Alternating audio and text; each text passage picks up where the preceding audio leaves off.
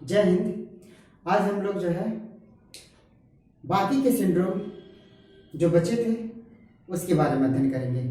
हम लोग पिछले 2-3 वीडियो में जो है Turner syndrome, Klinefelter syndrome, Down syndrome और एडवर्ड सिंड्रोम पढ़ लिए थे, ठीक है। और हम उम्मीद करते हैं वो आप लोगों को बहुत अच्छी तरीके से समझ में आया होगा। आज हम जो सिंड्रोम पढ़ेंगे उस सिंड्रोम का नाम है पटाउ सिंड्रोम। नाम थोड़ा सा अटपटा है, हालांकि फनी भी है, फिर भी जो है इस प्रकार के सिंड्रोम देखे जाते हैं। और आज इसी सिंड्रोम के बारे में हम लोग अध्ययन करेंगे कि ये सिंड्रोम कैसे होता है, इसके लक्षण क्या हैं और इससे होने वाली बीमारी क्या क्या हो सकती है, ठीक है। तो बिना देर करते हुए चलते हैं, बात करते हैं पटाउ सिंड्रोम। पटाउ सिंड्रोम जो होता है यह सिंड्रोम सन 1960 ईस्वी में खोजा गया था। इस सिंड्रोम के खोजकर्ता के पटाउ, इस सिंड्रोम के खोजकर्ता के पटाउ थे। इनके द्वारा खोजा गया यह सिंड्रोम, इसलिए इन्हीं के नाम पर इस सिंड्रोम का नाम रख दिया गया है पटाउ सिंड्रोम। बात करते हैं एवरेज की, तो लगभग 10,000 व्यक्तियों में कोई एक व्यक्ति जो है इस सिंड्रोम से, या एक बच्चा जो है इस सिंड्रोम से ग्रसित देखा पाया जाता है।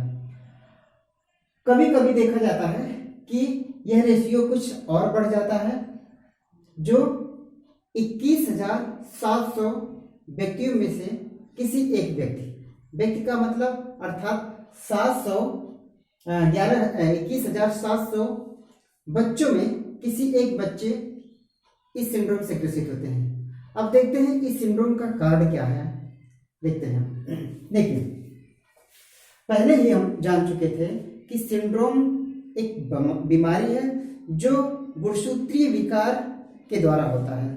चाहे गुणसूत्र की संरचना में कोई समस्या हो, कोई कमी हो, या फिर जो है गुणसूत्र के संख्या में कोई उतार चढ़ाव अथवा कमी या वृद्धि हो, तब जाके इस प्रकार के सिंड्रोम देखे जाते हैं। और सिंड्रोम जो है कई प्रकार के विकार शरीर में उत्पन्न कर देता है। अब हम लोग देखते हैं इसका कारण क्या है। इसका कारण यह है कि ऑटोसोम्स जो गुणसूत्र होते हैं, उसी गुणसूत्र में विकार होने की वजह से यह सिंड्रोम होता है। 13वीं जोड़ी, ऑटोसोम्स की 13वीं जोड़ी के गुणसूत्र में एक गुणसूत्र बढ़ जाता है। ऑटोसोम्स के 13वीं जोड़ी के गुणसूत्र में एक गुणसूत्र बढ़ जाता है, और एक गुणसूत्र बढ़ने की वजह से यह सिंड्रोम दिखाई पड़ता है। इसमें जो स्टेज आता है गुणसूत्र बढ़ने की वजह से, ट्राइसोमिक स्टेज हो जाता है, अर्थात 2n+1 = 47। इसमें गुणसूत्रों की संख्या कुल मिला के जो है 47 हो जाता है।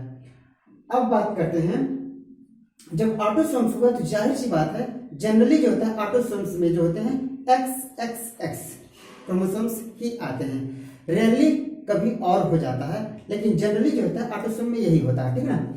अब देखते हैं इस सिंड्रोम के लक्षण क्या क्या है। इस सिंड्रोम के लक्षण में देखते हैं, तालू में दरार पहला लक्षण है। तालू में दरार मतलब जो मुंह का ऊपरी हिस्सा होता है उसी को तालू कहते हैं। अब उसमें दरार आ जाता है, क्या आ जाता है, उसमें दरार आ जाता है, तो यह इसका पहला लक्षण है। दूसरा बात करते हैं तो हृदय और रुधिर परिवहन, जो हृदय की गतिविधि है और रुधिर परिवहन, ये दोनों के दोनों इनमें अनियमितताएं आ जाती है।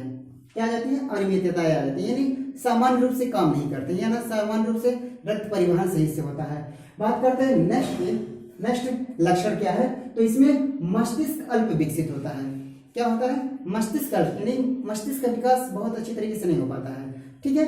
अब बात करते हैं, और सबसे बाहरी का लक्षण जिसको देखकर हम जान सकते हैं सामान्यतः कि यह बच्चा जो है पटाउ सिंड्रोम से ग्रसित होगा, तो इसका ये है कि ऊपरी होठ जो होता है वो कटा होता है, ऊपरी होठ जो होता है वो कटा होता है। इसका एक और लक्षण ये है। और साथ ही साथ सबसे इंपॉर्टेंट बात है, ऐसे बच्चे जो है 3 से 4 माह तक ही जीवित होते हैं। अर्थात हम कह सकते हैं इन बच्चों की जो आयु होती है बहुत ही अल्प होती है, ठीक है, मात्र 3 से 4 माह तक ये जीवित रहते हैं।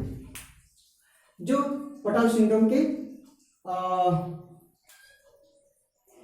ग्रसित होते हैं, पटाउ सिंड्रोम से जो ग्रसित होते हैं। अच्छा, एक चीज है, इस सिंड्रोम को याद करने का ट्रिक क्या होगा? तो ट्रिक हम बता रहे हैं, ट्रिक थोड़ा सा फनी है और बहुत ही मजेदार भी है। हमारे ट्रिक को अन्यथा मत लीजिएगा। वो ट्रिक क्या है कि पटाउ, नाम आ रहा है क्या? पटाउ, ठीक है ना। अक्सर जो होते हैं बॉयज या गर्ल्स होते हैं किस एज में जो है एक दूसरे को पढ़ाते हैं, किस एज में एक दूसरे से कोरिलेशन करते हैं। तो जब मैच्योरिटी जब स्टार्ट होती है, अर्थात जो किशोरावस्था जब प्रारंभ होता है, किशोरावस्था प्रारंभ होने का जो समय है वो क्या है? 13 है।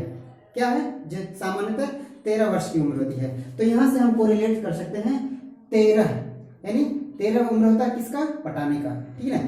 तो यहाँ पे 13 उम्र पटाने का होता है, अर्थात 13वीं जोड़ी में, गुणसूत्र की 13वीं जोड़ी में क्या आने लगता है? परिवर्तन आने लगता है, यानी 13वीं जोड़ी में एक गुणसूत्र बढ़ जाता है। तो यहां से हम 13 और पटाऊ पटना 13 से कोरिलेट करते हैं। तो हम उम्मीद करते हैं ये अच्छी तरीके से आप लोगों को याद हो जाएगा, ठीक है। और अब उम्मीद करते हैं कि ये लेक्चर आपके लिए हेल्पफुल होगा पटाउ सिंड्रोम को याद रखने में और पटाउ सिंड्रोम को समझने में। तो आज के लिए बस इतना ही। आने वाले अन्य वीडियो में हम बाकी के सिंड्रोम देखेंगे। तब तक के लिए जय हिंद, जय भारत।